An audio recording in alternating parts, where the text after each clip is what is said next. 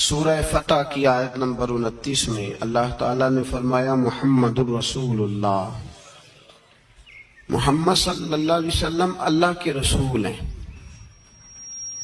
والذین معہ، اور جو ان کے ساتھ ہیں، اشداء علی الکفار، وہ کافروں پر سخت ہیں، رحماء بینہم، آپس میں بڑے رحم دل ہیں، تراہم رکعا سجدا یبتغون فضلا من اللہ ورضوانا، فرمایا آپ انہیں رکوع کرتے ہوئے دیکھیں گے، سجدہ کرتے ہوئے دیکھیں گے، اللہ کا فضل اور اس کی رضا تلاش کرتے ہوئے دیکھیں گے۔ اللہ کریم نے جو صفات بیان کی خاص توجہ کے ساتھ اور تھوڑی سی اس کی گہرائی میں ذرا توجہ فرمائیے گا کہ جو ترتیب قرآن پاک نے عطا فرمائی، فرمایا والذین معہ، جو ان کے ساتھ ہیں،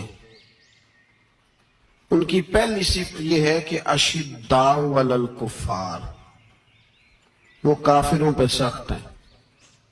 پہلی صفت کیا ہے؟ نماز، روزہ، حج، زکوٰۃ۔ اشداء علی الکفار، کہ وہ کافروں پر سخت ہے۔ رحماء بینہم، دوسری صفت یہ کہ وہ آپس میں رحم دل ہیں۔ تراہم رکعا سجدا، پھر آپ انہیں دیکھیں گے رکوع کرتے ہوئے اور سجدہ کرتے ہوئے۔ تو نماز کا ذکر تیسرے نمبر پہ آیا، رکوع سجود کا ذکر۔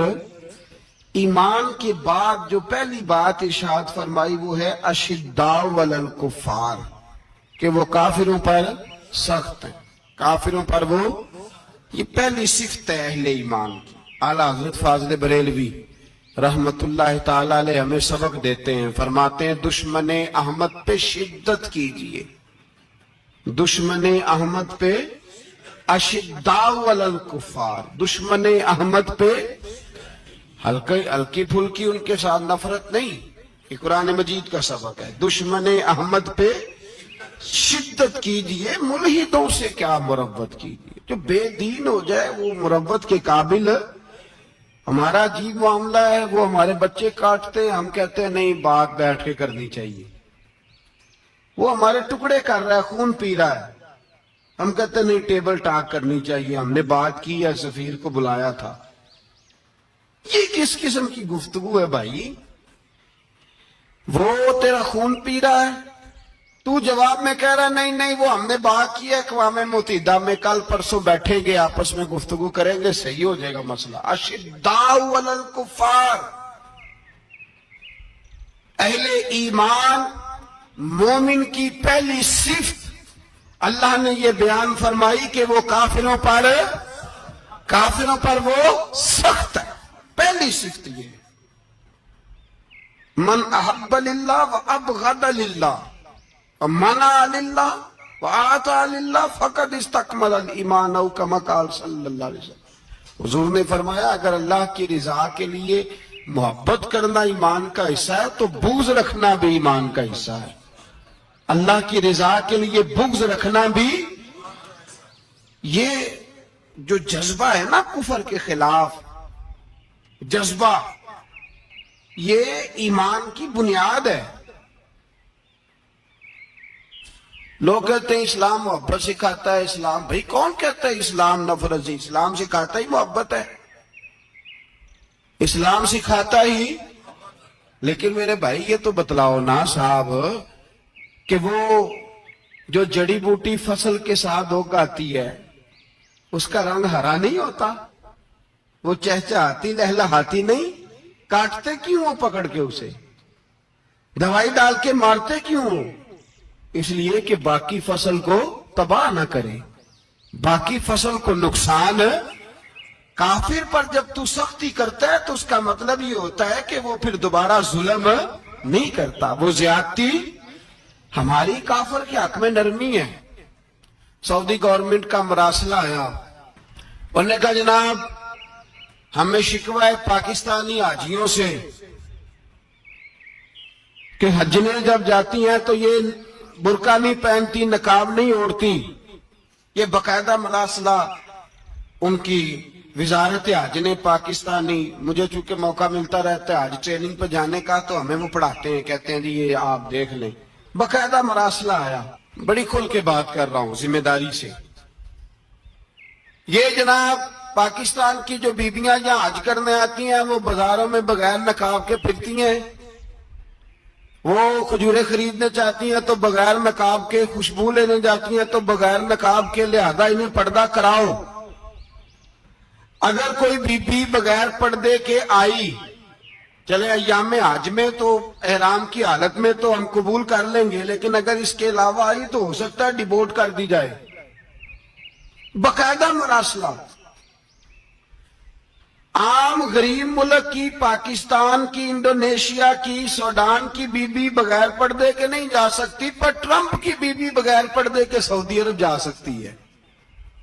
हम तो चुप कर गया ना, वीडियो मेरी पे बनती है, ਤੁਹਾਡੀ नहीं। फिक्र ना करें, मैं सच्ची बात कर रहा हूं, सच्ची बात और खरी कर रहा हूं जिम्मेदारी से। ओ भाई, उसकी बीबी पर कोई पाबंदी नहीं, कोई पाबंदी नहीं। वहां तुमने तलवारें पकड़ के रक्स कर लिया, वहां सब जायज था।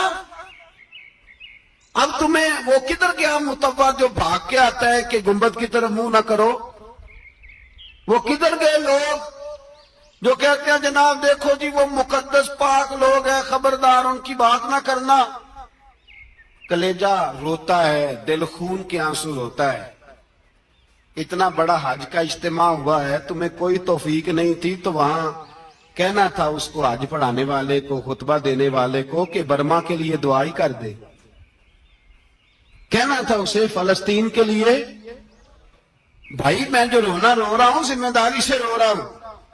खुदारा समझो, जब तुम्हारी अपनी बात आती है तो 34 मुल्कों का इत्तेहाद इकट्ठा हो जाता है, और जब उम्मत की बात आए फिर कोई परवाह नहीं। मेरे रसूल पाक सल्लल्लाहु अलैहि वसल्लम ने जो दीन दिया उसकी पहली शर्त यह है, अशिद्दाउ अलल, बोलिए अशिद्दाउ अलल काफिर पर सख्ती करना पहला हिस्सा ईमान का। रुहमाउ बैनहुम तो दूसरा नंबर है, ये दूसरा है। तुम्हारी सख्ती सिर्फ उसके खिलाफ है जो तुम्हारे मुफादात को ठेस पहुंचाए, जो तुम्हारी सुने ना।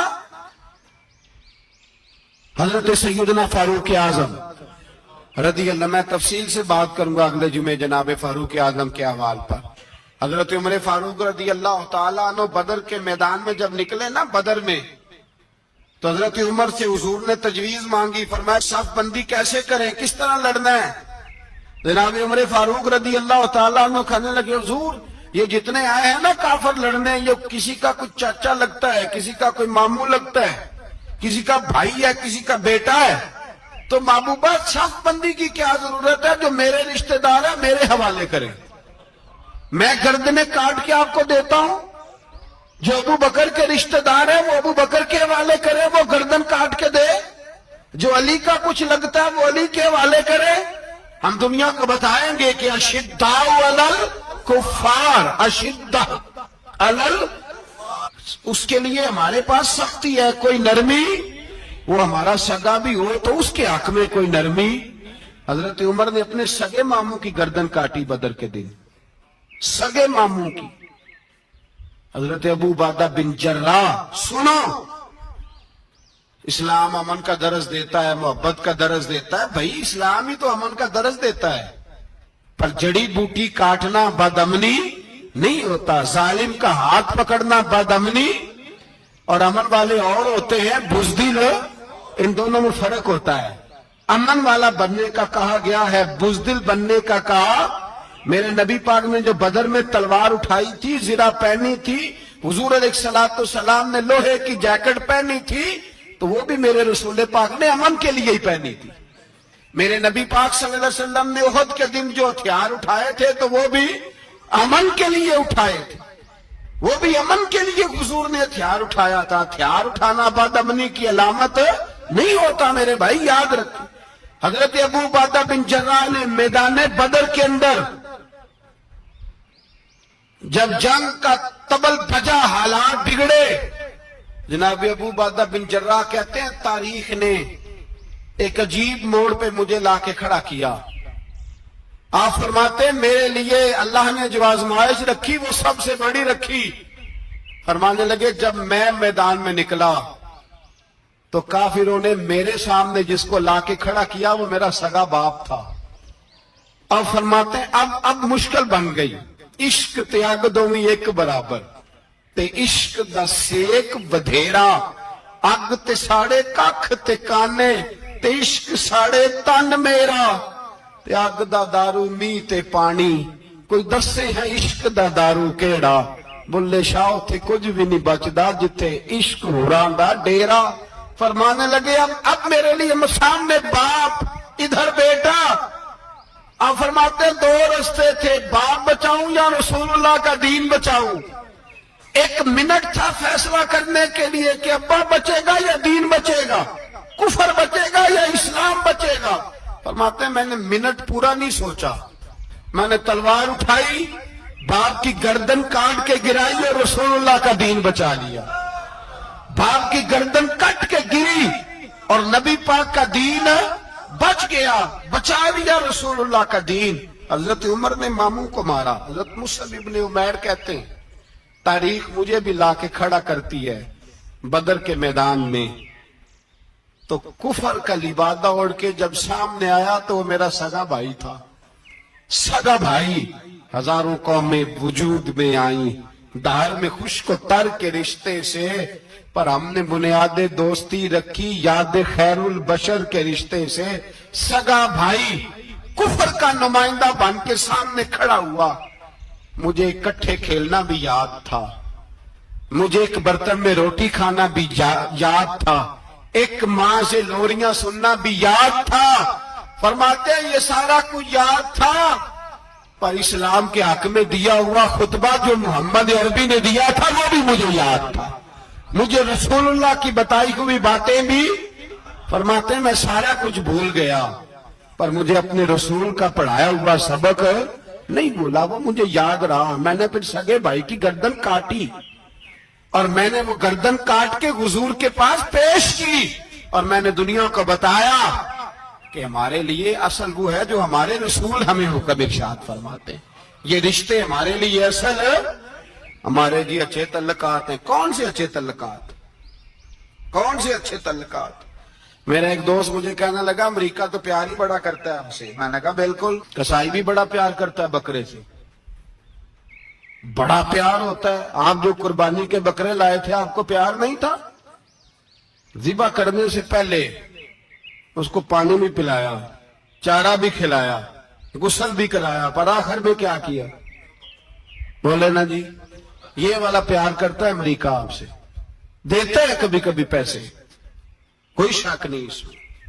وہ کہتا ہے وہاں زلزلہ آیا ہے تو اتنے لاکھ ڈالر دیتا ہوں، فلاں آیا، لیکن وہ والا پیار جو کسائی بکرے سے کرتا ہے، کہتا ہے جب موقع آئے گا تو میں چھری بھی پھیروں گا، اور اپنے وقت پہ آ کے وہ یہ میری مثال یاد رکھ لینا، امریکہ کا پاکستان سے اور مسلمان سے وہ والا پیار ہے جو بکرے کا کسائی سے اور کسائی کا بکرے سے ہوتا ہے۔ وہ چارہ ڈالتا ہے، موٹا کر کے ذبح کرتا ہے، پتلا ذبح کرنے میں اسے لذت نہیں آتی۔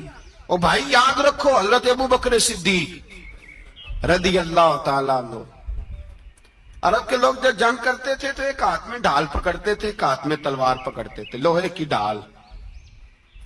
جب دشمن حملہ کرتا تھا تو ڈھال آگے کرتے تھے، وہ کئی دفعہ ٹکرا کے ڈھال سے تلوار گر جاتی تھی۔ حضرت ابو بکر صدیق میدان میں نکلے، بیٹا کافروں کی طرف سے لڑنے آیا ہے، سگا بیٹا، اور میرے مصطفیٰ کریم نے فرمایا اولاد بزدل کر دیتی ہے آدمی کو، پر جب ایمان پختہ ہو تو پھر صحابہ نے اس بزدلی کی بھی پرواہ نہیں کی۔ سگا بیٹا کافر کی جانب سے آیا، حضرت ابو بکر صدیق نے تلوار سے حملہ کیا، بیٹے نے ڈھال آگے کی۔ جب صاحبزادے نے ڈھال آگے کی نا تو حضرت ابو بکر کی تلوار لوہے کی ڈھال سے ٹکرائی، تلوار گر گئی۔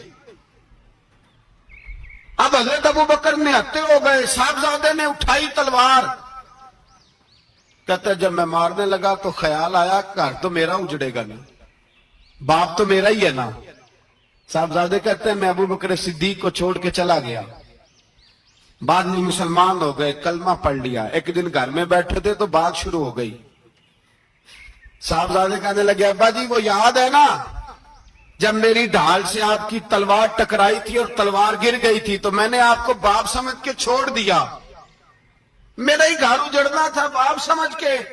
جناب صدیق اکبر رضی اللہ تعالیٰ عنہ صاحب ابن شام نے لکھا ہے کہ اپنی سرین پر 2 دفعہ ہاتھ مارا, 2 دفعہ. کہنے لگے بیٹے تو اس وقت کافر تھا, تو نے مجھے چھوڑ دیا.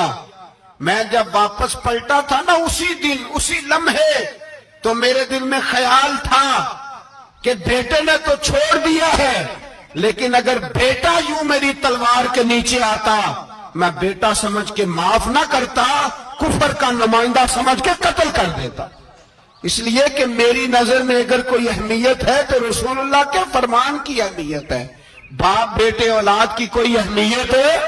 اشداء علی الکفار, کافر سے نفرت ہی نہیں ہوتی. یہاں تو موج لگ گئی ہے ایک عام نوجوان سے لے کے عام آدمی سے وزیر اعظم تک کی سوچ ہی ہے کہ رہائش امریکہ میں ہونی چاہیے, لندن میں ہونا چاہیے, بس یہی سوچ ہے. اب تو اللہ تبارک و تعالیٰ معاف کرے جس کے پاس پاسپورٹ ہے لندن کا, یورپ کا, وہ سمجھتا پتہ نہیں میں کون سی بلا ہوں. چھوڑو, کس چکر میں پڑ گئے ہو, کس طرف نکل گئے ہو. صدر صاحب امریکہ کے صدر کے ساتھ فوٹو کھچاتے ہیں تو وہ 2 فٹ اونچا ہو جاتے ہیں. او بس کرو یار, یہ کمزور لوگوں کی علامت ہے, کمزور لوگوں کی. حضرت عمر فاروق رضی اللہ, مجھے پلٹ کے یاد آتے ہیں سیدنا فاروق اعظم. حضرت فاروق اعظم رضی اللہ تعالیٰ عنہ سے عیسائی بادشاہ نے کہا میں ملنا چاہتا ہوں. آپ فرمانے لگے ٹائم نہیں, جو تجھے ملنا ہے وہ مدینے کے غریبوں کو نہ ملوں گا, وہ رسول اللہ کے نوکروں کو نہیں ملوں گا, تجھے مل کے کیا کرنا ہے. میں انہیں ملوں گا جن کے لبوں پہ رسول اللہ کا درود جاری ہے, جو مصطفیٰ سے پیار کرتے ہیں. مجھے تجھ سے ملنے کی کوئی ضرورت ہے؟ ہمارے ہاں وہ نفرت نہیں کفر کے لیے جو مسلمان کے دل میں ہونی چاہیے, وہ مزاج ہی نہیں ہمارا, وہ شعور ہی نہیں. ہم جب بھی اتحاد کرتے ہیں کافر سے اتحاد کر کے اپنے ہی بھائی کو مارنے لگتے ہیں. وہ جی لڑائی ہو رہی تھی, بھائی کا بھائی سے اختلاف نہیں ہوتا گھر کے اندر, پھر وہ دشمنوں کو بلا کے لاتا ہے کہ میرے بھائی کو مارو. ایسا ہوا ہے کبھی؟ اگر آپس میں اسلامی ممالک کا اختلاف ہے بھی تو کافر کو لاؤ گے مارنے کے لیے, کافر کو لاؤ گے. اور یہاں ایک آدمی قید ہوا تھا امریکہ کا, پوری دنیا کو مصیبت پڑ گئی تھی. سمجھ آ رہی ہے؟ نام لینے کی ضرورت تو نہیں, بات کی سمجھ آ رہی ہے آپ حضرات. ایک آدمی قید ہوا تھا اور انسانی حقوق کی تنظیمیں اور ہمارے اپنے اندر سے بڑے بڑے, میں روشن خیال نہیں میں روغن خیال کہتا ہوں ان لوگوں, بڑے بڑے روغن خیال اٹھ کے کھڑے ہو گئے, جی انسانی حقوق کی بات کرو, جی ایسے ہو گیا, جی ویسے ہو گیا. لے گئے بندہ چھڑا کے. یہاں روز خون کی ندیاں بہتی ہیں. اقوام متحدہ جس سے مسلمان بھیک مانگتے پھرتے ہیں کہ مسلمانوں پہ مظالم بند کراؤ, اقوام متحدہ نے کہہ دیا کہ دنیا کی مظلوم ترین اقلیت کا نام برما کے مسلمان ہیں. اقوام متحدہ نے رپورٹ دے دی, پھر مر نہیں گئے سارے اسلامی حکمران؟ شرم اور غیرت کے ساتھ کسی گڑھے میں دفن نہیں ہو گئے؟ تمہیں للکار کے انہوں نے کہا کہ یہ سب سے مظلوم ہے, ان کا کچھ کرو. چند دن پہلے یہاں ننکانہ صاحب بے عیسائیوں نے جلوس نکال کے کہا مسلمانوں شرم کرو, ان کی مدد کرو. پوپ بول پڑا, پوپ عیسائیوں کہا کہ مسلمانوں کہاں ہو, کدھر ہو تم, ان کی مدد کرو, نکلو, ظلم ہو رہا ہے. پوری دنیا چیخی. آپ کے ملک میں آ کے امریکہ ڈرون حملے کر جائے تو آپ کی وزارت داخلہ کو بعد میں ہوش آتا ہو, ہمیں تو پتہ نہیں چلا, ہم تو سوئے ہوئے تھے, وہ حملہ کر گیا. اور عالمی قوانین کی مخالفت کر کے برما کی حکومت کہتی ہے کسی صحافی کو بھی ہم اندر نہیں جانے دیں گے. ہمارا ذاتی معاملہ ہے. ایسے بے شرم لوگوں کو اپنا نمائندہ بناتے ہو. جنہیں ہوش تک نہیں اس بات کی. ہم نے کلمہ پڑھا ہوا ہے نبی پاک صلی اللہ علیہ وسلم کا. میرے رسول پاک سید عالم نور مجسم صلی اللہ علیہ وسلم نے جو لوگ تیار فرمائے. نیند تو نہیں آ رہی آپ حضرات؟ نبی پاک نے جو لوگ تیار فرمائے. حضرت کعب بن مالک رضی اللہ تعالی. حضور نے فرمایا چلو تبوک پہ میرے ساتھ. سارے چلو. سب تیار ہو گئے. حضرت کعب بن مالک فرماتے مجھے گھوڑا بڑا دوڑانا آتا تھا, نیزہ بڑا چلانا آتا تھا, تلوار کا میں بڑا دھنی تھا, میں مالدار بھی تھا, میرے پاس بڑی وسائل تھے. حضور چلے گئے تو میں نے یہ بخاری ہے. فرماتے ہیں میں نے سوچا کہ میں چلا جاؤں گا, کل میں گھوڑا دوڑاؤں گا, میں نے پیچھے پہنچ جانا, پرسوں چلا جاؤں گا, ترسوں بس سستی ہو گئی, نہ جا سکا. فرماتے وقت بیت گیا, حضور چلے گئے, آج جاتا ہوں کل جاتا ہوں, اسی میں حالات سارے گزر گئے, حتیٰ کہ اللہ کے رسول واپس آ گئے. فرماتے کچھ بوڑھے تھے جو نہ جا سکے, اور کچھ منافق تھے جو حضور کے ساتھ جہاد پہ نہ جا سکے. آپ فرماتے میں جوان بھی تھا, تیر انداز بھی تھا, اور دنیا عرب سارا جانتا تھا کہ مالدار بھی ہے, اللہ تعالیٰ کی دی ہوئی بڑی نعمتیں تھے. میں نہ گیا اور ہو غلطی گئی, سستی گئی. فرماتے حضور مدینے میں آئے, جب مسجد نبوی میں بیٹھے تو منافق آ کے بہانے کرنے لگے. کوئی کہنے لگا بچی بڑی بیمار تھی, کوئی کہنے لگا حضور کل ہی صحیح ہوا ہوں. فرماتے مجھے بھی پتا تھا, اور پتا مصطفیٰ کو بھی تھا جھوٹ بول رہے, حضور کو پتا تھا, پر وہ بہانے کرتے, حضور قبول کرتے. میں چلو جاؤ. کہا فرماتے ایک منٹ کے لیے مجھے بھی وسوسہ آیا کہ کوئی بہانہ نہ کر دوں, لیکن پھر میں نے سوچا بہانہ کس کے سامنے کروں جسے اللہ تبارک و تعالیٰ نے نبوت کی آنکھ عطا فرمائی ہوئی ہے, اس محبوب کے سامنے بہانہ. اس خیال آیا مسلمان نیک و بد پہچان جاتے ہیں, محمد آدمی کے دل کی باتیں جان جاتے, کدھر بہانہ کروں, حضور کو تو سارا پتا ہے. فرماتے میں گیا, حضور نے پوچھا کیوں نہیں آئے, اور پوچھا بھی مسکرا کے, کیوں نہیں آیا, مسکرا کے پوچھا. فرماتے میں نے سچ سچ بولا. میں نے کہا یا رسول اللہ سستی ہو گئی, حضور غلطی ہو گئی.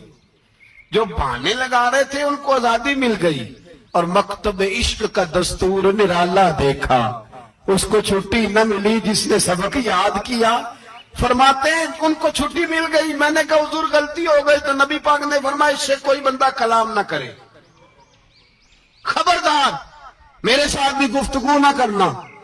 حضرت کعب بن مالک فرماتے ہیں میرا چچا زاد بھائی, خالہ زاد بھائی سارے رہتے تھے, میں کسی کو سلام لیتا تو کوئی جواب بھی نہیں دیتا تھا. فرماتے ہیں میں مسجد میں نماز پڑھنے آتا, پر صحابہ کرام کو حضور نے منع کر دیا تو مدینے کی گلیاں بھی ناآشنا ہو گئی. فرماتے ہیں مجھے یوں لگتا تھا کہ مدینے کے در و دیوار بھی مجھ سے کلام نہیں کرتے. میں وہاں دعا منگیا کرو سنگیو کتے مرشد نہ رس جاوے, اے جنہاں دے پیر رس جان دے, او جیوندے ہی مرے رہندے. کہا اس طرح لگا کہ جیسے حالات بگڑ گئے سارے میرے حق میں. آپ فرماتے ہیں میں مسجد میں آ کے بیٹھتا, تو جب مجھے پتا تھا, میں جب آنکھیں ادھر کرتا تو حضور مجھے دیکھتے, اور جب میں نبی پاک کو دیکھتا تو حضور چہرہ پھیر لیتے. بول پڑے خواجہ غلام فرید صاحب, کہنے لگے میں دیکھا تو میرا یار نہ دیکھے, جی میں نہ